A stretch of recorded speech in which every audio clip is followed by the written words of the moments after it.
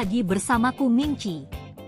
Seperti janjiku kemarin bahwasanya pada video ini kita akan belajar mengenai kemonotonan fungsi aljabar serta maksimum dan minimum fungsi yang masih erat kaitannya dengan aplikasi turunan fungsi aljabar. Dan masih sama juga seperti kemarin, bahwasanya aku tidak sendiri melainkan bersama Kak Yosi. Untuk itu, langsung saja ya kalian belajar bersamanya.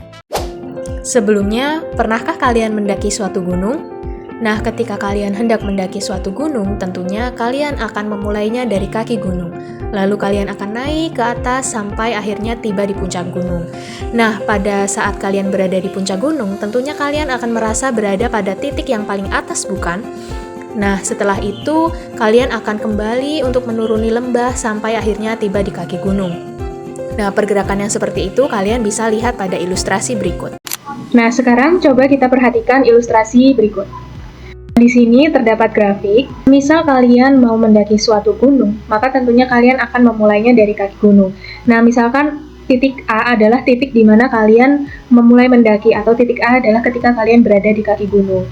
Ketika kalian berada di titik A, kemudian menuju ke titik B, maka kalian akan bergerak naik hingga sampai ke puncak. Kemudian, ketika kalian bergerak dari titik B ke titik C, maka pergerakan kalian tentunya akan turun. Nah, demikian juga ketika kalian bergerak dari titik C ke titik D, maka kalian akan bergerak naik. Ilustrasi tersebut menggambarkan fungsi naik untuk pergerakan kalian dari titik A ke titik B. Kemudian, fungsi turun ketika kalian bergerak dari titik B ke titik C. Dari gambar tersebut, kita juga dapat melihat bahwa terdapat puncak dan juga lembah. Ketika kalian berada pada titik puncak, maka kalian akan berada di titik maksimum. Demikian juga ketika kalian berada di titik bawah atau di lembah, maka kalian akan berada pada titik minimum. Inilah yang disebut sebagai titik ekstrim atau titik puncak yang biasa berarti maksimum atau minimum. Untuk contohnya, langsung saja. Di sini terdapat grafik fungsi f(x) sama dengan x kuadrat dikurangi 4x ditambah 3. Kalau kita bisa lihat bahwasannya grafik dari fungsi f(x) sama dengan x kuadrat dikurangi 4x ditambah 3 merupakan parabola yang terbuka ke atas dengan titik puncak atau titik beloknya berada pada titik 2, -1. Nah, kalau kita lihat lebih seksama bahwasannya dari grafik fungsi f(x) dapat dibagi menjadi 3 daerah. Nah, daerah yang pertama yaitu fungsi turun pada interval x kurang dari 2. Kalau kita bisa lihat di sini bahwasannya X sama dengan 2 itu berada di sini. Maka daerah yang kurang dari X sama dengan 2 itu merupakan fungsi turun. Nah, fungsi turun itu yang seperti apa sih? Nah, fungsi turun itu adalah fungsi yang nilai X dan juga nilai Y-nya itu berlawanan. Misalkan di sini kita ambil titik yang berada pada daerah fungsi turun. Ada titik 1,0 dan juga 0,3. Misalkan kita ambil X-nya itu yang berada pada interval 0 sampai 1, maka nilai Y-nya akan turun dari 3 ke 0. Maka dari itu, daerah yang kurang dari 2, X-nya kurang dari 2, itu merupakan fungsi turun. Selanjutnya ada fungsi naik. Fungsi naik itu terletak pada interval X lebih dari 2. Kita bisa lihat bahwa X sama dengan 2 itu berada di sini. Maka daerah yang sebelah kanan dari sini atau daerah yang X lebih dari 2 itu merupakan daerah yang berupa fungsi naik. Berkebalikan dengan fungsi turun, maka fungsi naik itu adalah ketika nilai X dan juga nilai Y-nya seiras. Jadi kalau misalkan nilai X-nya naik, maka nilai Y-nya juga naik. Nah, misalkan di sini kita ambil titik yang berada pada daerah fungsi naik, yaitu titik 3,0 dan 4,3. Misalkan kita ambil nilai X-nya berada pada interval 3 sampai 4, maka nilai Y-nya akan naik, yaitu dari 0 sampai 3.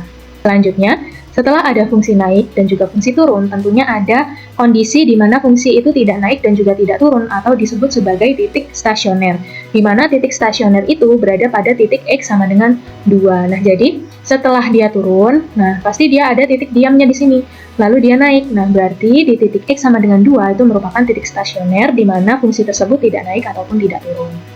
Lalu, pada ketiga daerah ini, kita akan buat titik yang mewakili ketiga daerah tersebut. Di sini ada titik A dengan koordinat 0,3, titik B dengan koordinat 2,-1, dan titik C dengan koordinat 4,3. Misalkan dari ketiga titik tersebut, kita buat masing-masing garis singgung yang melewati titik-titik itu, yaitu garis hitam ini, di mana garis hitam ini merupakan garis yang menyinggung kurva pada titik A. Lalu, ada garis yang berwarna biru. Nah, garis yang berwarna biru ini adalah garis yang menyinggung kurva di titik P, dan yang terakhir ada garis yang berwarna oranye, di mana garis ini menyinggung kurva di titik C. Kita lihat pada garis yang berwarna hitam ini. Garis yang berwarna hitam ini kalau kita lihat dia miring ke kiri, atau dari kiri atas ke kanan bawah. Kalau kita ingat, garis yang seperti ini, garis yang miring ke kiri, itu akan memberikan gradien yang bernilai apa? Ya, bernilai negatif, atau M kurang dari 0. Kita lihat yang garis yang berwarna biru ini. Garis yang berwarna biru ini, garisnya berupa garis yang horizontal, sehingga gradiennya tentunya akan 0. Ya, berarti M sama dengan 0. Lalu untuk garis yang oranye ini, kalau kita lihat dia garisnya miring ke kanan, tentunya akan berkebalikan dengan garis yang berwarna hitam.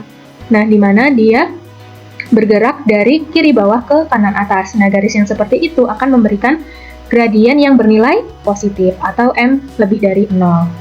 Kalau kita ingat pada pembelajaran yang sebelumnya, pada kemiringan garis singgung, bahwasanya gradien suatu garis singgung itu adalah turunan pertama dari fungsi di titik itu. Kita lihat untuk garis yang berwarna hitam ini kan gradiennya kurang dari 0. Nah, maka turunan pertama dari fungsi tersebut di titik itu adalah, ya tentunya akan kurang dari 0 juga, atau f aksen x kurang dari 0.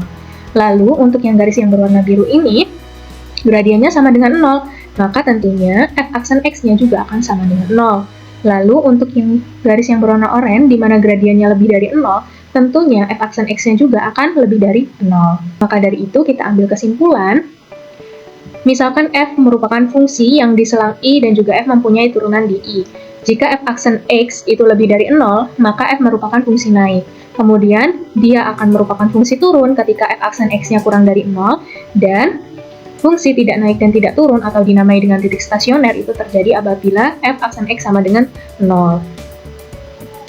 Selanjutnya, seperti yang sudah disampaikan tadi, bahwasanya titik stasioner terjadi apabila garis singgung pada kurva di titik tersebut merupakan garis yang horizontal. Misalkan f merupakan fungsi yang merupakan turunan, jika f aksen A sama dengan 0, maka fx stasioner di titik x sama dengan A itu. Dengan nilai fa disebut sebagai nilai stasioner dari fx di titik x sama dengan A. Lalu titik A, fa disebut sebagai titik stasioner. Titik stasioner itu bukan hanya titik belok saja, melainkan ada yang bernilai balik maksimum dan juga yang bernilai balik minimum. Di mana jenis nilai stasioner ini dapat diidentifikasi dengan melihat tanda f aksen x di sekitar x sama dengan c. Nah, untuk yang pertama yaitu nilai balik maksimum. Nilai balik maksimum itu akan terjadi ketika fx berubah tanda dari positif menjadi negatif setelah melalui 0. Nah, di sini kita lihat pada grafiknya, misalkan fungsi tersebut stasioner di f aksen c sama dengan 0. Nah, jadi daerah yang sebelum f aksen c sama dengan 0, dia adalah berupa fungsi yang naik atau yang bernilai positif. Nah, jadi di sebelah sini itu dia akan positif. Nah, kemudian setelah melalui 0, dia akan menjadi fungsi turun atau nilai dari turunan pertamanya kurang dari 0 atau bernilai negatif. Jadi di sini positif, lalu di sini batasnya, di sini nilainya negatif. Nah, kondisi tersebutlah yang dinamai dengan nilai balik maksimum. Lalu selanjutnya ada nilai balik minimum. Nilai balik minimum itu terjadi ketika fx berubah tanda dari negatif menjadi positif setelah melalui 0. Di sini kita juga bisa melihat pada grafiknya, misalkan fungsi itu stasioner di f aksen c sama dengan 0, maka daerah sebelum f aksen c sama dengan 0 ini merupakan fungsi turun atau turunan pertamanya kurang dari 0. Lalu setelah melalui 0 atau setelah melalui titik stasionernya, dia akan berupa fungsi naik, di mana nilai dari turunan pertamanya lebih dari 0 atau bernilai positif. Jadi, pada daerah yang sebelah sini, dia akan bernilai negatif. Lalu, pada daerah sini, dia akan bernilai positif. Pada kondisi tersebut, dinamai dengan nilai balik minimum. Dan yang terakhir, yaitu ada titik belok. Nah, titik belok itu terjadi ketika fx tidak berubah tanda saat melalui 0. Kalau kita bisa melihat pada grafik ini, misalkan titik tersebut stasioner di f aksen c sama dengan 0. Nah, maka daerah yang sebelum f aksen c sama dengan 0 itu dia akan bernilai positif atau turunan pertamanya lebih dari 0. Setelah melalui 0, dia bukannya turun, melainkan malah naik lagi. Nah, jadi sudah naik, mau turun, malah nggak jadi nih, malah naik lagi. Nah, makanya itu dia dinamai dengan titik belok. Nah, biasanya di soal itu kita biasa diminta untuk menentukan nilai maksimum. Nah, di mana nilai maksimum itu diperoleh ketika y sama dengan fx saat titik balik maksimum, dan nilai minimum itu diperoleh saat nilai y sama dengan fx saat titik balik minimum. Untuk itu kita langsung saja ke contoh soalnya. Untuk contoh soalnya di sini, yaitu tentukan interval di mana fungsi naik dan turun serta koordinat titik stasioner dan jenisnya dari fungsi fx sama dengan x pangkat 3 dikurangi 6x kuadrat dikurangi 15x ditambah 10. Di sini kan kita diminta untuk menentukan interval fungsi naik dan turun serta koordinat titik stasionernya. Nah, di sini kita bisa mengerjakannya dimulai dengan mencari di mana titik itu stasioner, yaitu ketika f aksen x-nya sama dengan 0. Di sini kita peroleh turunan pertama dari fungsi fx-nya sama dengan 3x kuadrat dikurangi 12x dikurangi 15 sama dengan 0. Lalu kita dapat sederhanakan menjadi x kuadrat dikurangi 4x dikurangi 5 sama dengan 0. Dengan menggunakan faktoran, kita bisa memperoleh x sama dengan negatif 1 atau x sama dengan 5. Kemudian, untuk menentukan di mana fungsi itu naik turun dan juga jenis stasionernya, kita bisa menggunakan yang namanya garis bilangan. Dari titik negatif 1 sampai dengan 5, terdapat 3 daerah, di mana daerah yang pertama yaitu daerah x kurang dari negatif 1, kemudian daerah yang kedua yaitu x lebih dari negatif 1 sampai dengan 5, lalu daerah yang ketiga yaitu daerah x lebih dari 5. Pada daerah x kurang dari negatif 1, turunan pertama dari fungsi tersebut bernilai positif. Kemudian, pada interval negatif 1 sampai dengan 5, turunan pertama dari fungsi tersebut bernilai negatif. Lalu, pada daerah x lebih dari 5, turunan pertama dari fungsi tersebut bernilai positif. Seperti tadi, bahwasannya ketika nilai dari turunan pertamanya itu bernilai positif, maka dia merupakan fungsi naik. Dan sebaliknya, ketika nilai dari turunan pertamanya itu bernilai negatif, maka dia termasuk sebagai fungsi turun. Maka dari itu, fx akan naik pada interval x kurang dari negatif 1 atau x lebih dari 5. Nah, jadi di selang atau interval x kurang dari 1, dia akan bernilai positif. Kemudian pada x lebih dari 5, dia juga nilai turunan pertamanya bernilai positif. Jadi, pada selang atau interval tersebut, dia merupakan fungsi naik. Dan sebaliknya, fx akan turun pada interval x lebih dari negatif 1 kurang dari 5. Selanjutnya, tadi kan kita sudah peroleh ya bahwasannya titik tersebut stasioner di nilai x sama dengan negatif 1 dan x sama dengan 5. Karena tadi kita ambil bahwasannya f aksen x sama dengan 0. Nah, maka dari itu, kita tinggal mencari nilai y-nya. Nah, di sini kita substitusikan x sama dengan negatif 1 ke dalam persamaan asal, ke dalam persamaan awal. Kenapa ke persamaan awal ya? Jadi jangan salah, jangan kalian substitusikan ke persamaan yang sudah berupa turunan pertama. Karena suatu titik koordinat itu adalah x, y, nah maka kalian harus substitusikan x itu ke dalam y atau ke dalam persamaan awalnya. Nah, jadi di sini kita peroleh y-nya sama dengan 18. Seperti pada titik koordinat, kita kan dapat nilai x-nya sama dengan negatif 1 dan y-nya sama dengan 18. Nah, maka pada titik negatif 1,18 merupakan titik balik maksimum. Kemudian, titik stasionernya tadi kan bukan hanya negatif 1, melainkan yaitu berada di x sama dengan 5 juga. Maka selanjutnya kita substitusikan x sama dengan 5 ke dalam persamaan awal, sehingga kita peroleh y-nya sama dengan negatif 90. Sehingga 5, negatif 90 merupakan titik balik minimum. Kenapa titik negatif 1,18 merupakan titik balik maksimum? Nah, kita kembali ke yang sebelumnya. Perhatikan pada titik stasioner x sama dengan negatif 1. Pada daerah x kurang dari negatif 1, turunan pertama dari fungsi tersebut bernilai positif, sedangkan pada daerah x lebih dari negatif 1, turunan pertamanya bernilai negatif. Ingat, bahwasanya nilai balik maksimum itu terjadi ketika fx berubah tanda dari positif menjadi bernilai negatif setelah melalui 0. Nah, maka dari itu, pada titik negatif 1,18 itu dinamai dengan nilai balik maksimum. Kemudian, pada titik stasioner x sama dengan 5, perhatikan bahwasanya pada daerah x kurang dari 5, turunan pertama dari fungsi tersebut bernilai negatif, sedangkan pada daerah x lebih dari 5, turunan pertamanya bernilai positif. Nah, ingat bahwasanya nilai balik minimum itu terjadi ketika fx berubah tanda dari negatif menjadi positif setelah dia melewati titik stasioner. Maka dari itu, pada titik 5,-90, dia terjadi titik balik minimum. Dari situ, kita dapat melihat bahwasannya fungsi tersebut memiliki nilai maksimum yaitu 18 dan fungsi tersebut memiliki nilai minimum yakni negatif 90. Selanjutnya, contoh yang kedua yaitu sebuah kotak persegi dibuat dari selembar karton dengan panjang 18 cm dengan cara memotong persegi identik pada keempat pojok dan melipat ke atas sisinya seperti pada gambar di samping. Tentukan ukuran kotak agar volume kotak yang dibuat maksimum dan tentukan pula volume maksimalnya. Nah, dari kasus tersebut, kita bisa membuat ilustrasi seperti ini. Misalkan X adalah sisi persegi yang harus dipotong dan V adalah volume dari kotak yang mungkin terjadi, maka diperoleh yakni bahwa panjangnya adalah 18 dikurangi 2X, dan karena sisinya itu berupa persegi, maka lebarnya juga 18 dikurangi 2X dan tingginya adalah X.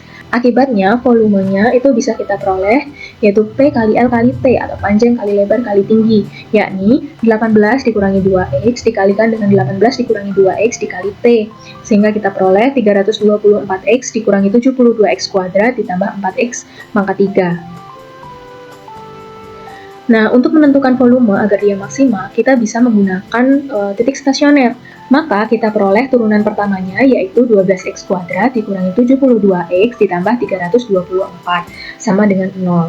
Dan diperoleh dengan menggunakan metode pemfaktoran bahwa X sama dengan 9 atau X sama dengan 3. Sehingga diperoleh 3 titik kritis yaitu 3 dan 9.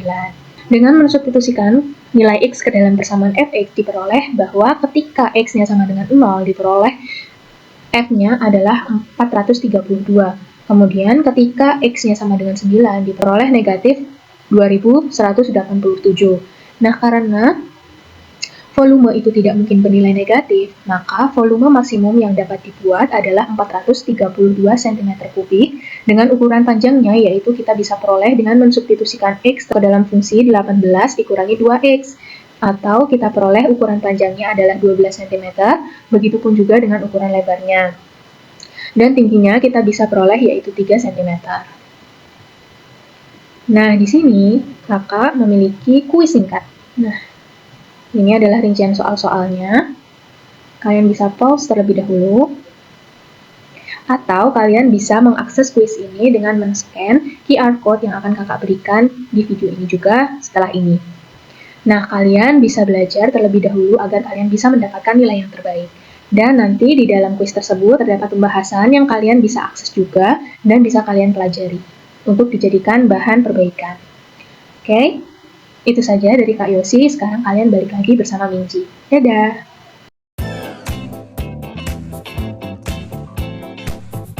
Wah, gimana setelah belajar bersama Kak Yosi?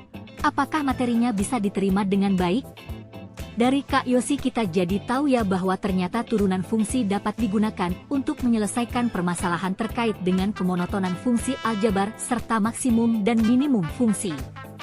Nah, sekian video tentang aplikasi turunan fungsi. Semoga video pembelajaran ini dapat bermanfaat bagi kalian.